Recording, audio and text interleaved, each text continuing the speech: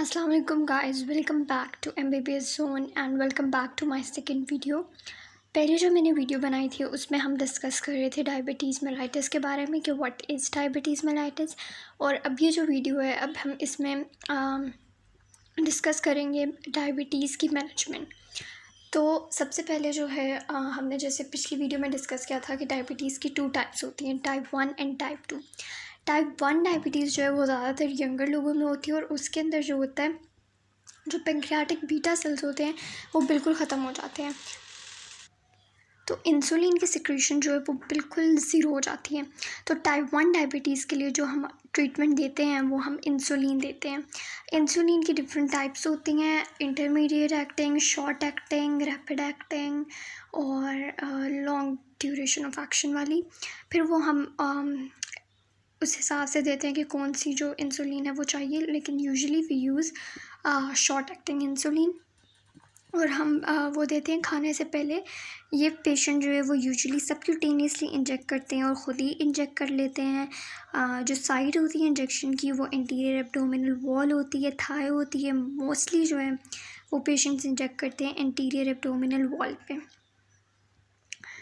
और इसके जो साइड इफ़ेक्ट्स हैं वो ये हैं कि इससे जो है आपको इंसुलिन से आपको हाइपोग्लाइसीमिया हो सकता है, आपको पेरिफेरल एडीमा हो सकता है। और जो सबसे मेन जो साइड इफ़ेक्ट है वो है कि इंजेक्शन की वजह से यू कैन हैव लाइपोडिस्ट्रोफी। ठीक है, तो इस वजह से कहते हैं कि जो जिन लोगों ने इंसुलिन इंजेक्ट करनी है वो डिफरेंट साइट्स पे इंजेक्ट करें। अब हम जो बात करने लगे हैं वो टाइप 2 डायबिटीज़ के बारे में बात करने लगे हैं। जो सारी मैनेजमेंट है ये टाइप 2 डायबिटीज़ के लिए है मोस्टली। तो टाइप 2 डायबिटीज़ में सबसे पहले जो है हम पेशेंट को कहते हैं कि वो अपनी जो है लाइफस्टाइल मॉडिफिकेशन करे। सबसे पहले पेशेंट जो है वो अपनी लाइफस्टाइल मॉडिफिकेशन करे। लाइफस्टाइल मॉडिफिकेशन में हम उसको कहते हैं कि स्मोकिंग ख़त्म करे, अल्कोहल ख़त्म करे, रेगुलर फिज़िकल एक्टिविटी करे, एक्सरसाइज करे, स्विमिंग करे। ठीक है, फिर हेल्दी ईटिंग करें। हेल्दी ईटिंग में क्या है कि ज़्यादातर जो टाइप 2 डायबिटीज़ होती है, तो ज़्यादातर जो टाइप 2 डायबिटीज़ होती है वो उन लोगों को होती है जो ओबीस होते हैं। तो हम उन लोगों को रिकमेंड करते हैं कि वो सबसे पहले जो है अपना वेट कम करें, अपने कैलोरी इनटेक को रिड्यूस करें। अब हमारी डेविडसन में डिफरेंट वो लिखे हुए हैं कि आपको कितने कार्ब्स खाने चाहिए, कितने फैट्स खाने चाहिए, and mostly this question comes in exam too. तो जो कार्ब्स हैं वो हमें लेने हैं 50% ऑफ हमारी जो एनर्जी इनटेक है उससे ज़्यादा नहीं होने चाहिए, और जितने ज़्यादा कम से कम हम कार्ब्स रखें ना उतने बेहतर है। सॉल्ट जो है वो हमें लेना है 6 ग्राम। जो फैट्स हैं वी हैव टू टेक 35% से ज़्यादा जो है वो फ़ैट्स नहीं होने चाहिए, और इनमें से जो पॉली अनसैचुरेटेड फ़ैट है ना वो 11% से ज़्यादा नहीं होना चाहिए। ठीक है, ये हो गया। लाइफस्टाइल मॉडिफिकेशन करने के बाद हम आते हैं मेडिकेशंस पे। मोस्टली जो लोग होते हैं ना उनको हम लाइफस्टाइल मॉडिफिकेशन रिकमेंड करते हैं जिनमें बहुत ज़्यादा अनकंट्रोल्ड डायबिटीज़ नहीं होती, उनमें हम जो है वो लाइफस्टाइल मॉडिफिकेशन रिकमेंड करते हैं। अगर लाइफस्टाइल मॉडिफिकेशन से सही हो जाता है तो मेडिकेशंस पे जाने की कोई ज़रूरत नहीं होती। मतलब लाइफस्टाइल मॉडिफिकेशन करके उनकी जो वैल्यूज़ आती हैं वो नॉर्मल आ रही हैं तो फिर हमें जो है मेडिकेशंस पे जाने की कोई ज़रूरत नहीं है। लेकिन मोस्टली केसेस में हम ये कहते हैं कि मेडिकेशंस के साथ साथ वो ये लाइफस्टाइल मॉडिफिकेशंस पे भी एक्ट करें।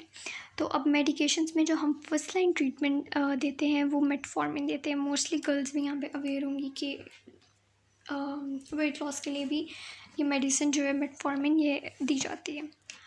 तो अब सबसे पहली क्लास आ गई बाइक्वानाइड्स। बाइक्वानाइड्स में हमारे पास मेटफॉर्मिन आती है।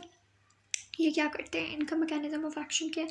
मैकेनिज़्म ऑफ एक्शन अच्छा बेसिकली जो है ना वो आपकी मेडिसिन के लिए इम्पॉर्टेंट नहीं है याद करना।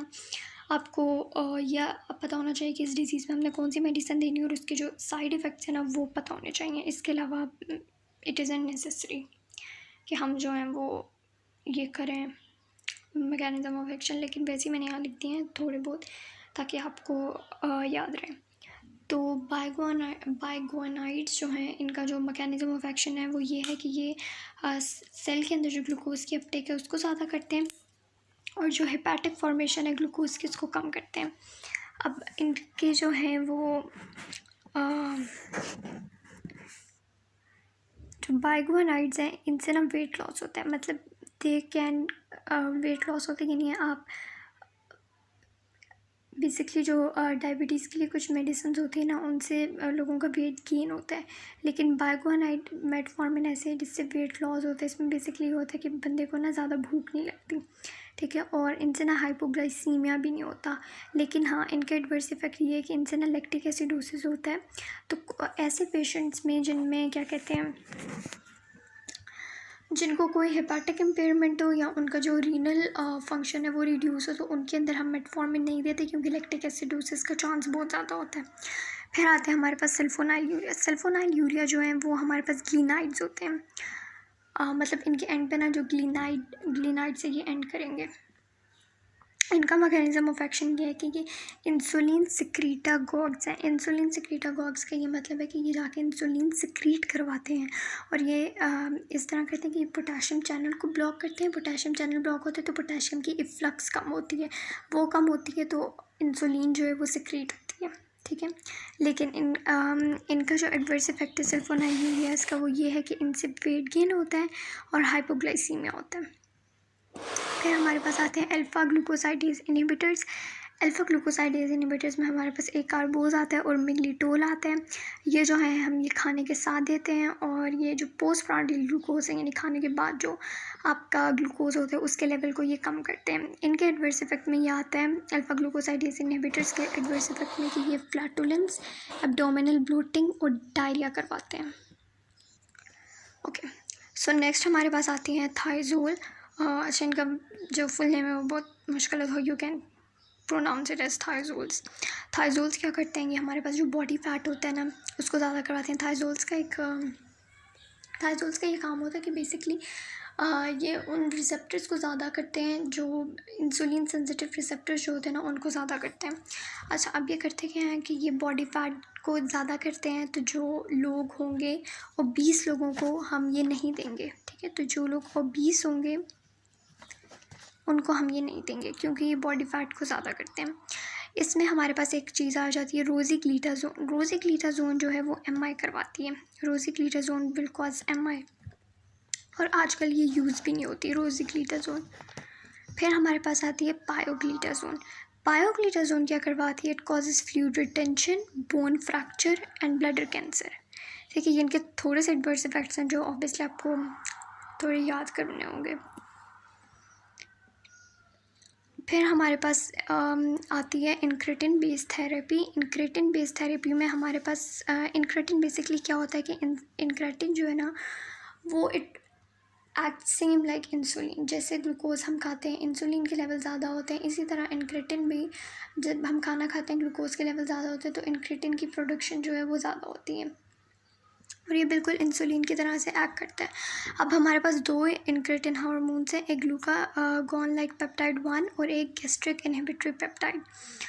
अब एक इनमें आते हैं ग्लिप्टिन और DPP4 इनहिबिटर्स। ग्लिप्टिन या DPP4 इनहिबिटर्स क्या करते हैं कि ये GLP-1 ग्लूकागॉन लाइक पेप्टाइड 1 और GIP की ब्रेकडाउन को प्रिवेंट करते हैं। जब उनकी ब्रेकडाउन नहीं होगी तो उनके लेवल्स जो होंगे वो ज़्यादा होंगे, ठीक है, इंक्रेटिन हार्मोन्स के, and they mimic the action of insulin.